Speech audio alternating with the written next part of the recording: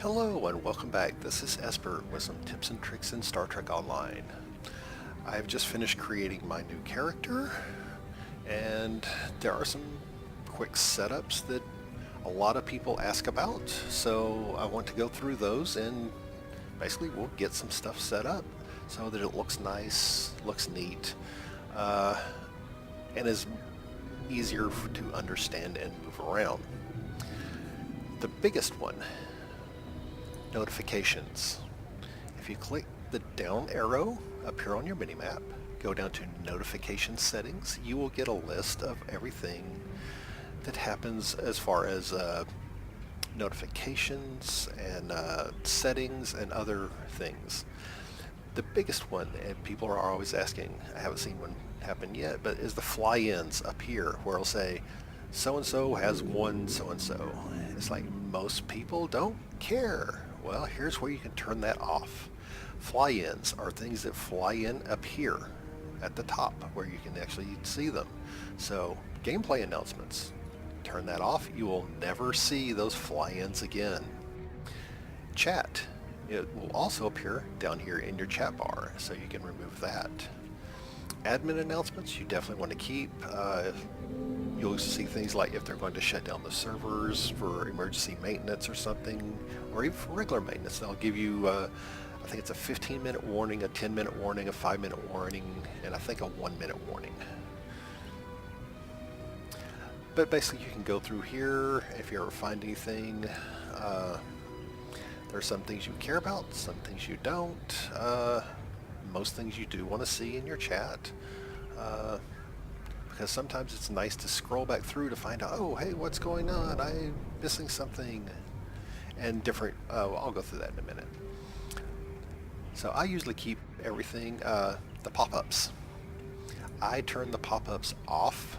These are the ones that happen up here, especially here. You'll get a little pop-ups and it'll say, click here to turn this off. Well, I always turn it off because, one, I know the game, and so I don't really need them. If you have never played the game or it's been a while, I recommend keeping them on for your first character. It's very useful information. It helps you move around. Alright, some other quick setups. Your power bar. Well, one bar for now is okay, but as you move on, eventually this will fill up and you'll have more to go. So usually the first thing I do is I change this to 3 and get 3 full bars. And then I can move things 1, 2, and 3 here, or usually be your firing when you actually get a weapon, or your punches, or your batleths, or your lurpas, or whatever weapon you have. Usually the primary, the secondary, and then usually the third one is usually a punch or a melee, but not always. There are some that have where it'll change a mode. So I usually keep those here. My healing, I usually put on the second bar, so the first one will be the hypos. My second one will usually be a shield one if I have such things, and the third one will be the resuscitate your NPCs, that usually your bridge officers, or if you're playing with other people, that's how you can revive them. So I usually keep healing as my second bar, and then the third bar is usually pets and other extraneous things that would take up too much room here. The way I play is the first bar, again, is weapons, firing, and captain powers. So as I get captain powers, I usually go right to left here, and it usually leaves me 2 spots, and I usually save, these are usually reserved for special things. Come the winter event, there is an item called Frosted Boots. I call them Boots of Speed because that's what they do. They increase your run speed. Highly, highly recommended for all characters. The problem, they are a bound to character item, so you cannot get them from another alt. You cannot buy them off the exchange. You cannot get them from anywhere but your captain, and that's it. So you have to wait for the winter event to come around to buy them. They're fairly cheap for what they are, and it's one of those you must-haves. It's not a must-have, it's just a really, really nice have. But that usually goes in my 4th slot, and then my 5th slot will vary depending on the captain and other various things. The chat. First of all, if you press the F12 on your keyboard, you have the ability here, you'll see here's your power trays, priority messages, PvP, mission tracker. These are all movable in the screen.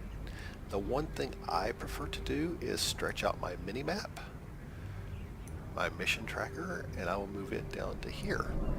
And when I hit F12, notice how now my map is larger. And now I can actually read things versus them being all squished up. And you can also do, actually you don't have to hit F12 for the chat. I usually move it over and move it up a little bit. Alright, after a while all of this gets very complicated and it's like, okay, everything's white, I don't know what's what. Well, if you click right here, the chat configuration, and then you can go to chat settings. Alright, here, notice you have chat, NPC, and combat. Chat, NPC, and combat. And you can actually create your own here. This is really nice. You notice how all these have colors. And if you're down here, these are my custom channels from other things that I have. This is my fleet, Star Trek Academy. So we have our own special one because I have been able to parse DPS. I have been invited to the DPS channels. Notice these are only the low and mid tier. I don't shoot for the high stuff. It would be nice to have it, but it's not a goal of mine. As long as I can do bronze level, I'm happy. But you can actually go in and you can change these. So if I change this to say pink, hey, everything that's in that channel has now become pink.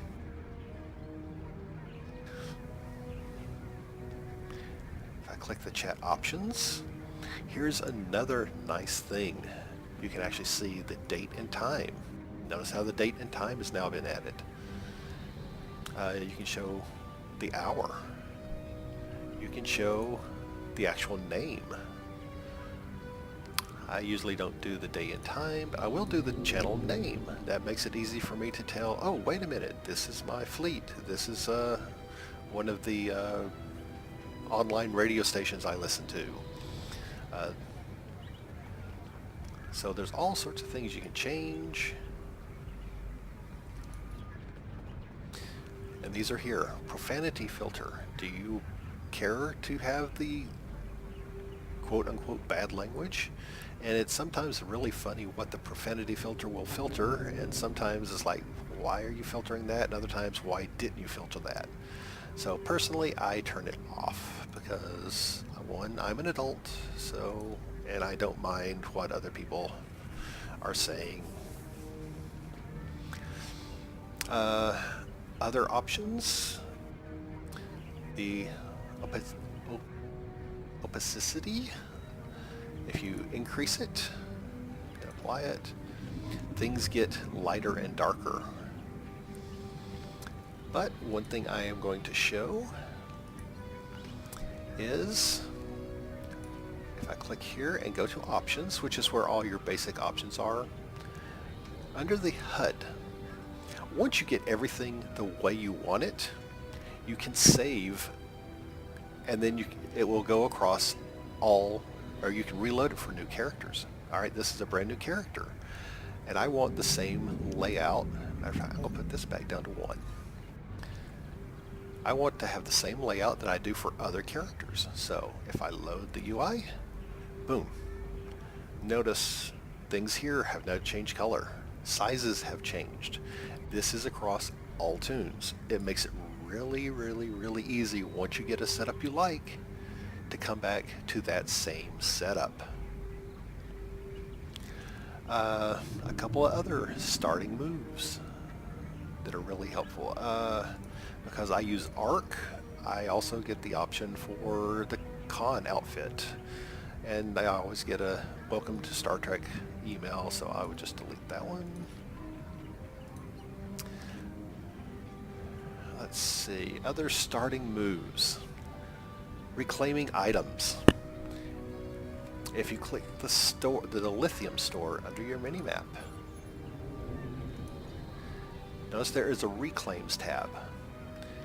These are items that have been unlocked through other characters, through events that they have played.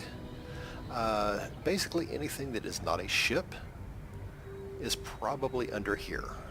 For example, I want my dinosaur. There are some space weapons that have been unlocked. My energy torpedo, I want that. Hyper impulse engine. And dual pistols. So there we go. I get to start the game off if I open my inventory. And unfortunately this pet has to be put into device slot, and now he'll appear down here. And like I said, my pets I put up here. Open up that, and open up that. And notice the weapons went straight into the slot there, and if I get a second one, it will automatically slot. See, now I have a very good starting off weapons. Matter of fact, I will replace that torpedo with that one. So I'll go from a basic torpedo to I get a much better torpedo to start the game with. And the same with the engine. Oops. Sometimes, alright, I'm gonna unequip that. There we go. So now I have a little better equipment to start the game off with, and I can get rid of these. I can either right click and discard because these have no value and they cannot be upgraded, so they're useless. So just get rid of those. So now I have a better starting engine, a better torpedo to begin my experience. The other thing, and it's not so much at the beginning, is later on under the events tab. They've changed how everything looks, but if you go to your click up here for your character, or I hit the U key, same thing. You can go to reputation and then the store. Alright, again, this is my first account. I've had it a long time, so I have collected every single special ship from the winter event, the summer event, and the anniversary. So I have lots of options for T5, T5U, and T6 ships for when I hit actually level 40, because a lot of these can be opened and used at level 40. This also helps for later in the game when you get the Admiralty missions. Extra ships, but here I can look at the weekend events, and from here notice I have some things that I've gotten there. There's a kit, a phaser beam, and the console that goes with it. So again, more things that you can claim at the beginning. Let's see, it's slightly better than the built-in one, so, and it should, because it's a ultra rare, and this particular weapon is nice in that it will actually, the more damage you do, the higher the damage goes. And of course I want to put the console on, and I will equip that. So there we go. Basics starting off. Of course, a lot of people, especially if you're brand new to the game, you won't have some of the options for reclaiming, but hopefully as you get into the game a little bit, you'll learn some stuff, and there you go. There's how to do some quick setup and some quick basic equipment just to get you started off on the game to where you don't have to go with the basics and things that you can reclaim. So this is Esper signing off, and I hope you have an enjoyable experience with Star Trek Online.